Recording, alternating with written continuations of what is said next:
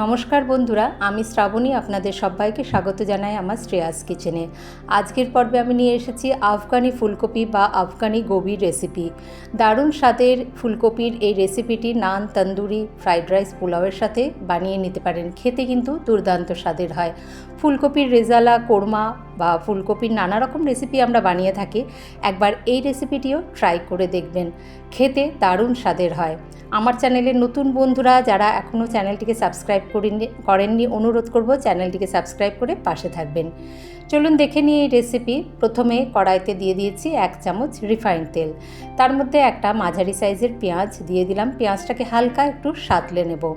পেঁয়াজটা হালকা একটুখানি সাঁতলে নেব। তারপরে এর মধ্যে দিয়ে দিচ্ছি আমি কয়েকটা কাজু বাদাম দিয়ে একটুখানি নুন দিয়ে দেবো যাতে পেঁয়াজটা একটু নরম হয়ে যায়। তারপরে দেখুন লো টু মিডিয়াম হিটে রেখে আমরা এই যে পেঁয়াজটাকে এইভাবে একটুখানি ভেজে নিলাম, একটু নরম হয়ে আসা অবধি। তারপরে এই পেঁয়াজ আর কাজু বাদামটা যে ভেজে নিয়েছি সেটাকে আমরা তুলে নেব মিক্সিং জারের একটি বাটিতে। দিয়ে এর মধ্যে এবার দিয়ে দেবো একদম 1 মুঠো ধনেপাতা। যে যতটা পরিমাণ বেশি পরিমাণ দিতে পারবেন ততই ভালো। ধনেপাতা 1 মুঠো আমি এখানে দিয়ে দিয়েছি, দিয়ে পেস্ট বানিয়ে নিলাম। তারপরে তার মধ্যে দিয়ে দিচ্ছি 2 টেবিল স্পুন দই, দিয়ে আবারও একটা পেস্ট বানিয়ে নেব। এবারে আমরা রান্নাতে আসি। রান্নাটার জন্য অবশ্যই লাগছে ফুলকপিটাকে আমি একটুখানি ভাপিয়ে নিয়েছি, নুন দিয়ে 2-3 মিনিট একটুখানি ভাপিয়ে নিয়েছি। তারপরে কড়াইতে 2.5 থেকে 3 চামচ মতো তেল, যদি মনে হয় তেলের পরিমাণ বেশি হচ্ছে আপনারা কিন্তু কম করেও দিতে পারেন।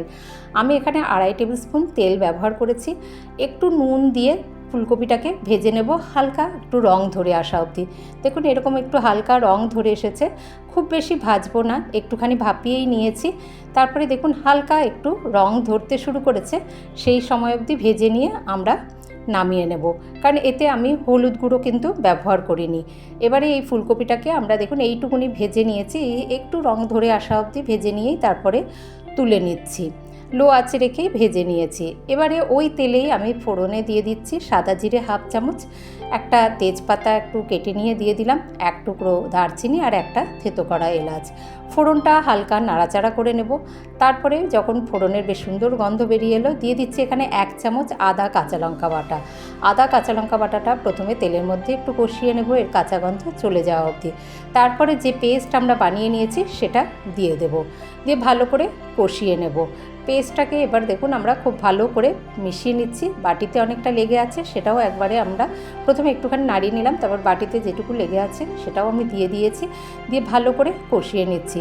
যে সকল বন্ধুরা আমার পাশে আছেন তাদেরকে জানাই অসংখ্য ধন্যবাদ। দেখুন তেল ছাড়তে শুরু করেছে, মশলা কিন্তু আমাদের খুব ভালো করে কষানো হয়ে গিয়েছে। আফগানি ডিমের কারি, আফগানি চিকেন কারি, পনির এসব তো আমরা বানিয়েই থাকি, একবার এই ফুলকপি দিয়েও বানিয়ে দেখবেন। এবারে গুঁড়ো মশলার মধ্যে দিয়ে দিচ্ছি 1/2 চামচ জিরে গুঁড়ো, 1/2 চামচ ধনে গুঁড়ো, 1/4 চামচ গরম মশলার গুঁড়ো আর 1/4 চামচ গোলমরিচ গুঁড়ো দিয়ে ওই মিক্সিং জারের বাটিটা ধুয়ে সামান্য একটু জল দিয়ে গুঁড়ো মশলাটাকেও আমরা ভালো করে কষিয়ে নেব। দেখুন মশলাটা ভালো করে কষানো হয়ে গিয়েছে, তেল কিন্তু ছাড়তে শুরু করেছে। এবারে আমরা এখানে ভেজে রাখা ফুলকপিটা দিয়ে মিশিয়ে নেব। ফুলকপিটাকে দিয়ে আমরা একটুখানি মিশিয়ে নিচ্ছি। আমরা ফুলকপিটা ভাজবার সময় একটুখানি নুন দিয়েছিলাম, আর তারপরে পেঁয়াজটা যখন ভেজেছি তখনও একটু নুন দিয়েছি, তাই গ্রেভিতে পরে একটু আন্দাজ করে নুন মিশিয়ে নিতে হবে। প্রথমে এই মশলার সাথে ফুলকপিটাকে 2-3 মিনিট একটু কষিয়ে নিলাম, তারপরে দিয়ে দিচ্ছি এখানে জল। ফুলকপিটা একটু ভাপানোও আছে, তারপরে আবার একটু ভেজেও নিয়েছি, তাই খুব বেশি আমি এখানে ঢাকা দিয়ে আর রান্না করিনি। আর জলটা যেরকম গ্রেভি রাখবেন সেই রকমই ব্যবহার করবেন। আমি এখানে ঢাকা না দিয়েই 3-4 মিনিট একটুখানি অল্প পরিমাণে জল দিয়েছি, দিয়ে 3-4 মিনিট একটু লো টু মিডিয়াম হিটে রেখে ফুটিয়ে নিচ্ছি। তারপরে আমরা একদম শেষের পর্যায়ে চলে এসেছি, দিয়ে দেবো চেরা কাঁচা লঙ্কা আমি দিয়ে দিচ্ছি 2টো, আর একটু কাসুরি মেথি হাতে ক্রাশ করে নিয়ে দিয়ে দিলাম। আর একটু এখানে আপনারা মালাই বা ক্রিম ব্যবহার করতে পারেন। আমি একটু ফেটিয়ে নেওয়া দুধের স্বর, 1 চামচ দুধের স্বর একটু ভালো করে ফেটিয়ে নিয়েছি, সেটা মিশিয়ে দিলাম, দিয়ে মিনিটখানেক একটু সব মিশিয়ে ফুটিয়ে নেব আবারও। তারপরে আমরা গ্যাসের আঁচ বন্ধ করে দিচ্ছি। গ্যাসের আঁচ বন্ধ করে দিয়ে এবার এই আফগানি ফুলকপি গরম গরম সার্ভ করার জন্য রেডি হয়ে গেল। দেখুন একদম মাখো মাখোই বানিয়েছি আমি, খুব বেশি কিন্তু গ্রেভি রাখিনি। পোলাও, ফ্রাইড রাইস এসবের সঙ্গে বানিয়ে নিতে পারেন, খেতে কিন্তু দারুণ স্বাদের হয়। একবার এইভাবে ফুলকপির রেসিপিটি ট্রাই করে দেখবেন।